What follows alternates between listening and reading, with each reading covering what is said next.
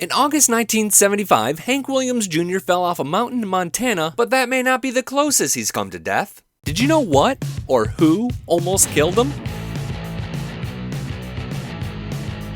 Hank Jr. agrees that he did die on that mountain, or at least the part of him that was troubled and unsure of his future died. Born was the outlaw we call Bocephus. So here's the crib notes version of Hank's childhood. Born, famous daddy nicknames him after a ventriloquist dummy. Famous daddy dies when he's 3. A few years pass. Kind of famous mommy starts grooming him to be the child version of famous daddy. Fans love it. Their bank accounts love it. Albums are sold. Movies are made. By the time he's a teenager, he's touring with Johnny Cash and Jerry Lee Lewis singing dad's hits. A few of daddy's friends start offering him drinks when he's way too young to be drinking. Young man Hank starts to want more, so he begins to cleave himself from mom and dad's music in subtle and not so subtle ways. He thinks about quitting because dad's fans are being unreasonable jerks. Then in the mid-70s, he's depressed, bitter, and resentful, so he tries to kill himself. Yeah, People reports that 6 months before he fell 500 feet off Ajax Peak, he swallowed a bunch of Darvon, a pain medication. Fortunately, his manager found him and got him to the hospital.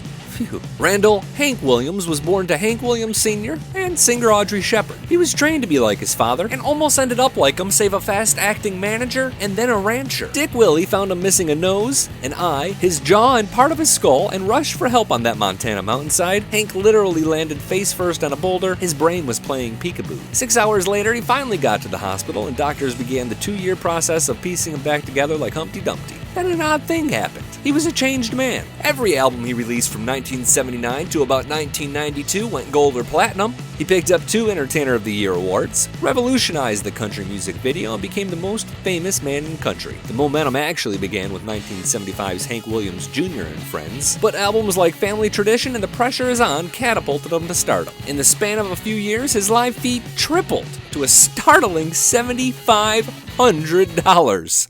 Hey, this is the late 70s. That'll pretty much buy you Rhode Island in 2015, right? It's difficult to quantify his success because numbers weren't tracked like they are today, but Hank was certainly as big as Kenny Chesney was during his peak, and he cranked out new music like Hershey cranks out squirts. 1, maybe 2 albums a year for a decade, plus hits albums and the occasional side project. Did you know one of Hank's first successes was on the big screen? He starred in the poorly reviewed A Time to Sing with Shelley Fabre. So now you know Hank Williams Jr., but there's so much more to know. Okay, rapid fire. Hank once said, "I used to use women like bathrooms."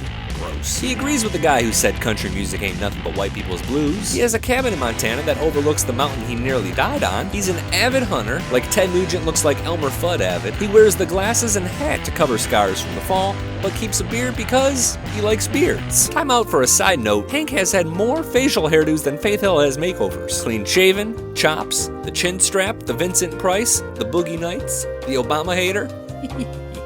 Hey, just a little joke there, we're not getting political. You can, by giving a big thumbs up if you agree with Hank's thoughts on politics. Okay, time in. One last Hank fact. He has an alter ego. When Hank is playing blues music, he calls himself Thunderhead Hawkins. He introduced this character on his 2002 album Almeria Club, a project filled with racy blues songs. Be sure to subscribe to our YouTube channel and check us out on Twitter and Facebook, and be sure to check back every Monday for more You Think You Know Country.